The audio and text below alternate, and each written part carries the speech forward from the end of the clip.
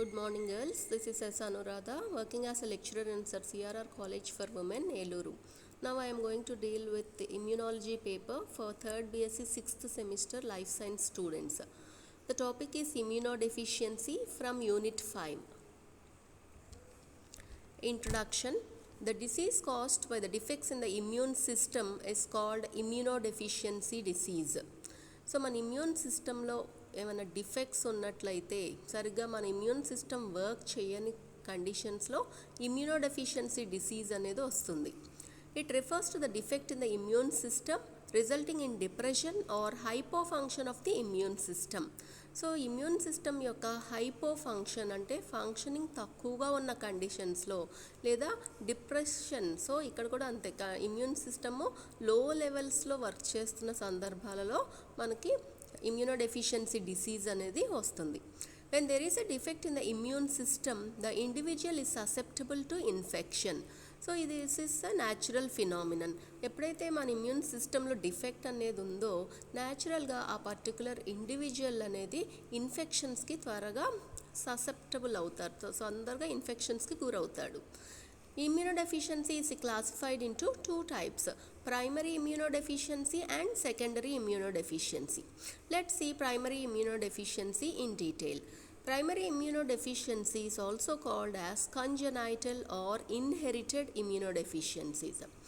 The defect of the immune system caused by the defective genes is the main cause for primary immunodeficiency. So immune system లో వచ్చే defect మెయిన్గా if it is due to defective genes then it results in primary immunodeficiency. అంటే genes genetical impairment అనేది primary ఇమ్యూనోడెఫిషియన్సీస్కి main reason. It is usually present at birth and are usually hereditary. జనరల్గా ఇది పుట్టుకతోనే వస్తుంది కాబట్టి దీన్ని కంజనైటల్ అని కూడా అంటారు. కంజనైటివ్ అని చెప్పుకున్నాం కదా ఇక్కడ. కంజనైటల్ అంటే which is caused by birth. అట్లాగే జనరల్గా ఇది హెరిడిటరీ, ఎందుకంటే it is caused due to defective genes కాబట్టి జనరల్గా హెరిడిటరీ డిసీజ్గా కూడా ఇది వస్తుంది. It is evident during infancy or childhood. జనరల్గా ఇన్ఫాంట్ స్టేజ్లో లేదా చైల్డ్హుడ్ స్టేజ్లోనే మనం దీన్ని గుర్తించవచ్చు. Some disorders are not recognized until adulthood. కొన్ని రకాల ఇమ్యూనోడెఫిషియన్సీ డిసార్డర్స్ అనేది అడల్ట్ స్టేజ్కి వచ్చే వరకు కూడా మనం రికగ్నైజ్ చేయలేము. So they are not identified easily. So primary immunodeficiencies of the following types: common variable immunodeficiency, stem cell deficiency, B cell deficiency, T cell deficiency, combined B and T cell deficiency, phagocytic cell deficiency, complement deficiency, etc. Primary immunodeficiency causes one or other of the following diseases. That is, these are the examples for primary immunodeficiency: reticular dysgenesis, A gamma globulinemia, Dijorge syndrome, Negeloff's syndrome, SCID, that is severe combined immunodeficiency syndrome, hereditary neutropenias, lazy leukocytes, etc. Coming to secondary immunodeficiency, which is also called as acquired immunodeficiency. The name itself indicates that this is acquired during the lifetime of an individual. That is, it is not due to the defective genes or it is not observed at the time of birth. So it is acquired during the later stages of life, that is after birth. Primary immunodeficiency వచ్చేసరికి మనకి genetical defects వల్ల, hereditary nature వల్ల అది మనకు పుట్టుకతోనే వస్తుంది. వేరే secondary immunodeficiency అనేది లేటర్ స్టేజెస్ ఆఫ్ లైఫ్లో ఆఫ్టర్ బర్త్ మనకి acquire చేసుకోబడుతుంది. Secondary immunodeficiency refers to the depression of immune response caused by many factors other than genetical. So ఇక్కడ సెకండరీ ఇమ్యూనోడెఫిషియన్సీ అనేది జెనెటికల్ ఫ్యాక్టర్స్కి వల్ల కాకుండా రిమైనింగ్ ఫ్యాక్టర్స్ వల్ల ఇమ్యూన్ రెస్పాన్స్ అనేది తగ్గిపోతే then it comes under secondary immunodeficiency. అంటే irrespective of genetical factors, remaining all factors are responsible for secondary immune deficiency. It occurs when an outside source like a toxic chemical or infection attacks our body. So ఎప్పుడైతే outside source నుంచి ఏమైనా toxic chemicals కానీ pathogenic infections కానీ మన బాడీని attack చేసినప్పుడు, అంటే inherent inside the body వచ్చే ఫ్యాక్టర్స్ కాకుండా ఎక్స్టర్నల్ ఫ్యాక్టర్స్ అనేవి they are responsible for secondary immune deficiency. Example: AIDS, cancers of immune system, immune complex diseases, viral hepatitis, multiple myeloma, etc.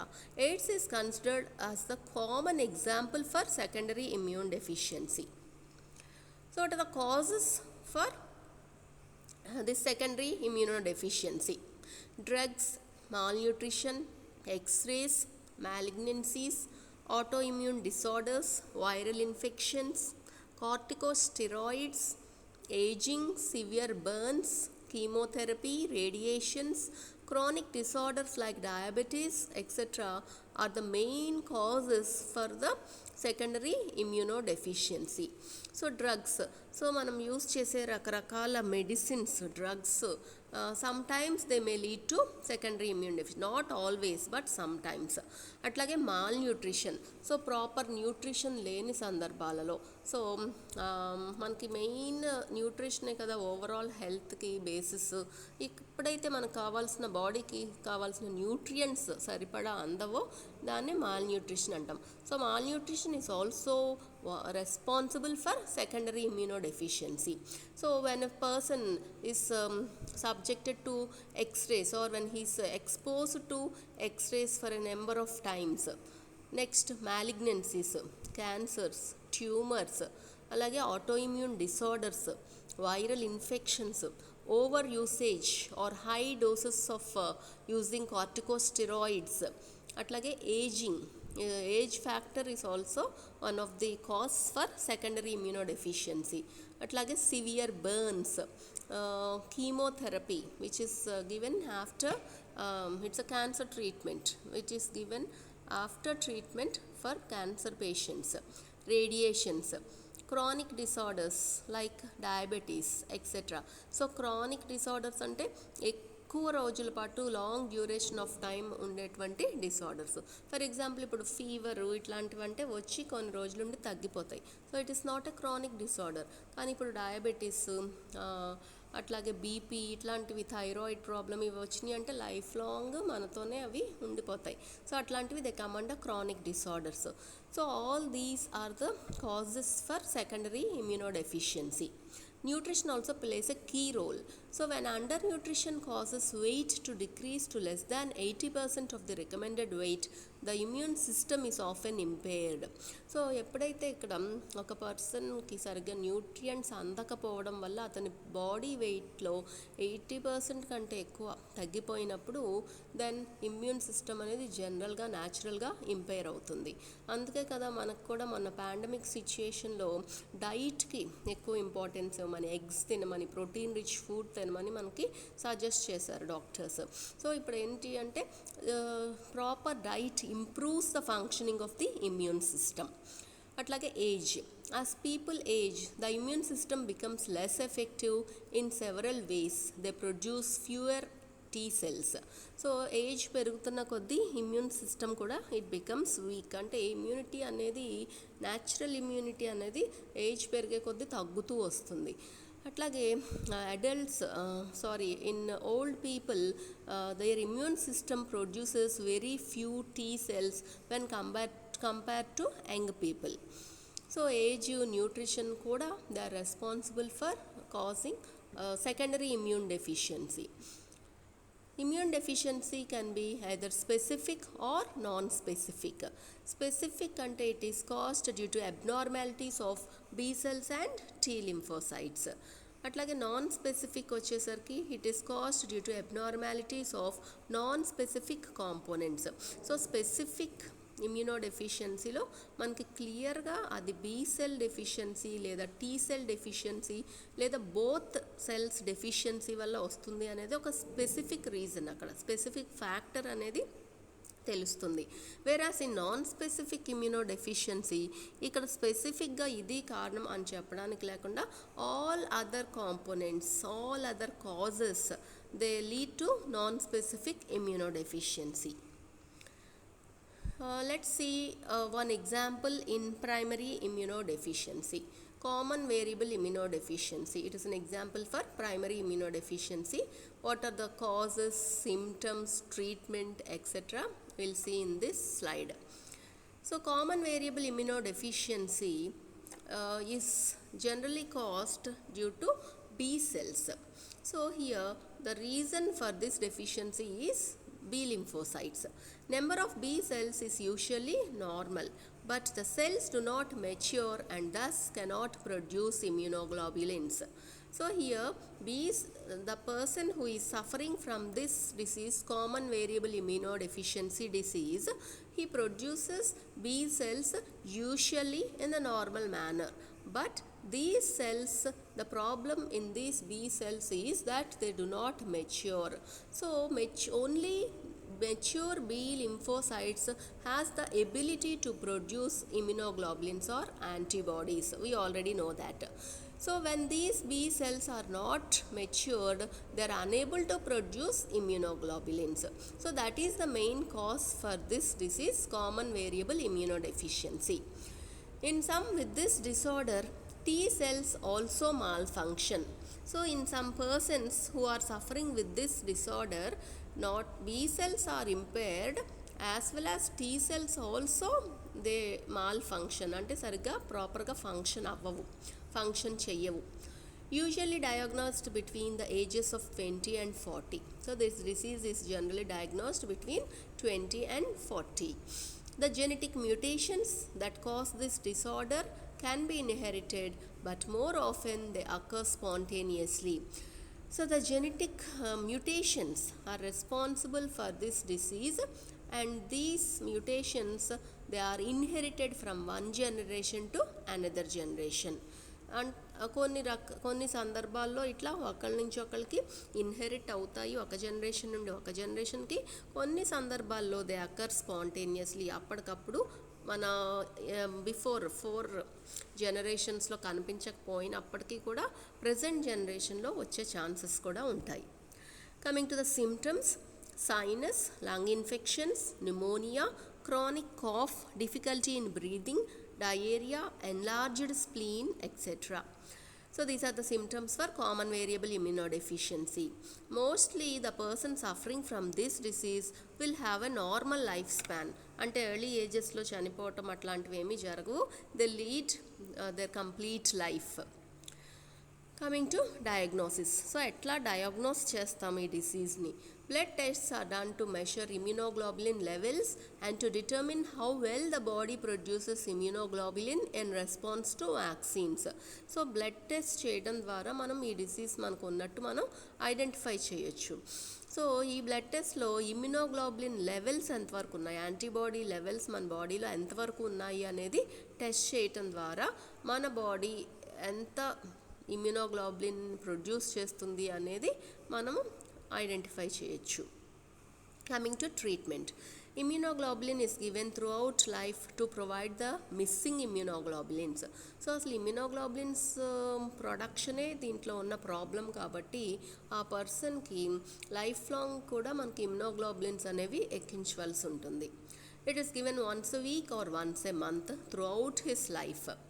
అట్లాగే antibiotics are promptly given to treat infections. So ఎప్పుడైతే immunoglobulins produce అవ్వట్లేదో మన బాడీలో, antibody production తగ్గిపోయిందో, జనరల్గా that person will be more susceptible to infections, త్వరగా ఇన్ఫెక్షన్స్కి గురయ్యే ఛాన్సెస్ ఉంటాయి. సో ఆ ఇన్ఫెక్షన్స్కి ట్రీట్ చేయడానికి యాంటీబయాటిక్స్ యూస్ చేస్తూ ఉండాలి. అట్లాగే వారానికి ఒకసారో నెలకు ఒకసారో ఇమ్యునోగ్లోబులిన్స్ అతనిలోకి ఇంజెక్ట్ చేస్తూనే ఉండాలి. That is the treatment. Drugs are given to suppress or modify the immune system's activity. అట్లాగే మన ఇమ్యూన్ సిస్టమ్ని కొంచెం సప్రెస్ చేయడానికి లేదా చేంజ్ చేయడానికి కూడా డ్రగ్స్ని యూస్ చేస్తూ ఉండాలి కంటిన్యూస్గా. How to identify the type of immunodeficiency. So ఇప్పుడు మనం ఇంతకు చూసింది ఇమ్యూనోడెఫిషియన్సీ, ప్రైమరీ ఇమ్యూనోడెఫిషియన్సీకి ఎగ్జాంపుల్. నెక్స్ట్ ఎయిడ్స్ సెకండరీ ఇమ్యూనోడెఫిషియన్సీకి ఎగ్జాంపుల్ అని చెప్పుకున్నాం. So you know pretty well about the AIDS. So I am not going to explain in this PPT. Next, how to identify the type of immunodeficiency. So if the person or the patient is younger than 6 months కంటే చిన్న పాప బాబు అయినప్పుడు we can identify the immunodeficiency as an abnormality in T cells. So వాళ్ళల్లో T cells abnormality అనేది కనిపిస్తుంది, అంటే T lymphocytes అనేవి సరిగ్గా ఫంక్షన్ చెయ్యవు.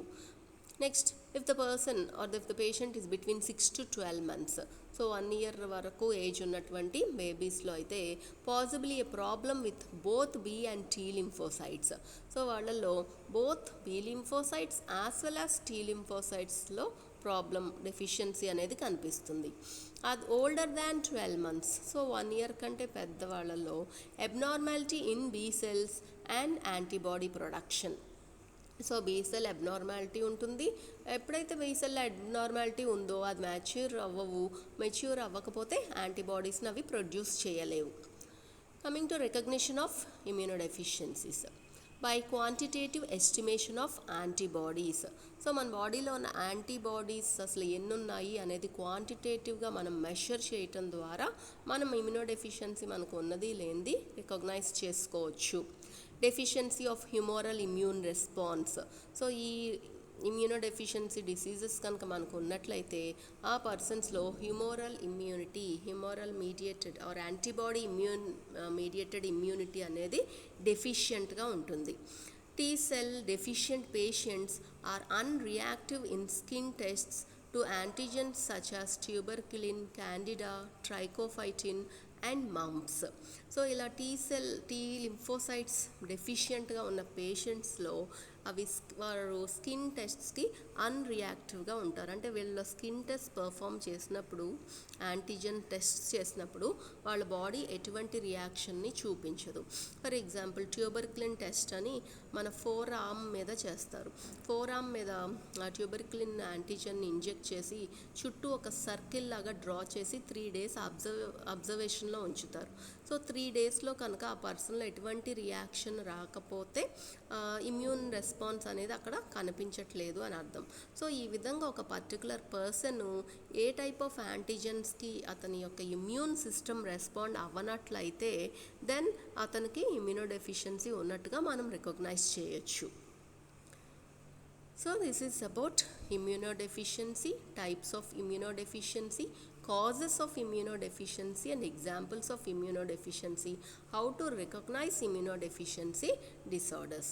This is a short question from this unit. Thank you.